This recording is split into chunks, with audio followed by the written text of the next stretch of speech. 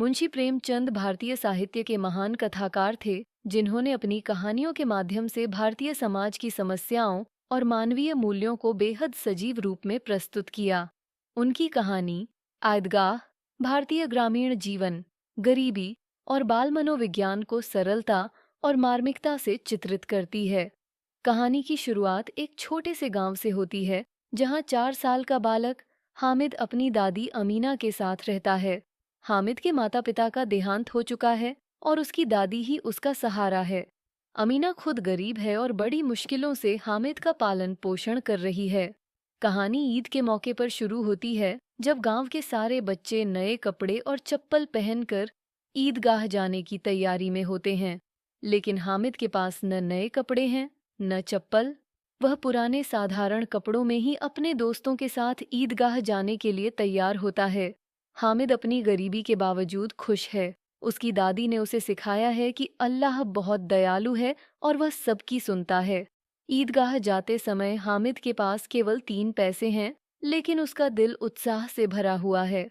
रास्ते में उसके दोस्त मिठाइयाँ, खिलौने और चूड़ियाँ खरीदते हैं, लेकिन हामिद उन सब चीज़ों को अनदेखा करता है।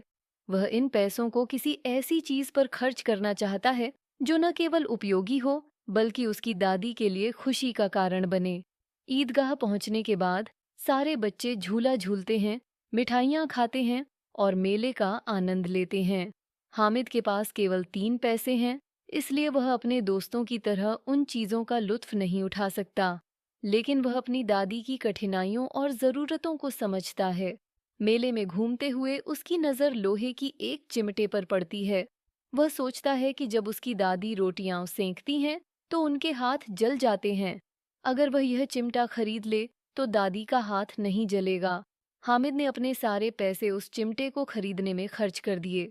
चिमटा लेकर जब वह अपने दोस्तों के पास लौटता है तो वे उसका मजाक उड़ाते हैं। वे कहते हैं कि चिमटा कोई खिलौना नहीं है, इससे खेला नहीं जा सकता। लेकिन हामिद अपने निर्णय पर खुश है। वह सोचता है कि उसकी दादी को यह चिमटा कितना पसंद आएगा। घर पहुंचने पर हामिद अपनी दादी को चिमटा दिखाता है। पहले तो दादी को बहुत गुस्सा आता है कि उसने मिठाई या खिलौने खरीदने की बजाय चिमटा क्यों खरीदा। लेकिन जब हामिद बताता है कि उसने यह इसलिए खरीदा ताकि दादी का हाथ न जले, तो अमीना की आंखों में आंसू आ जाते हैं।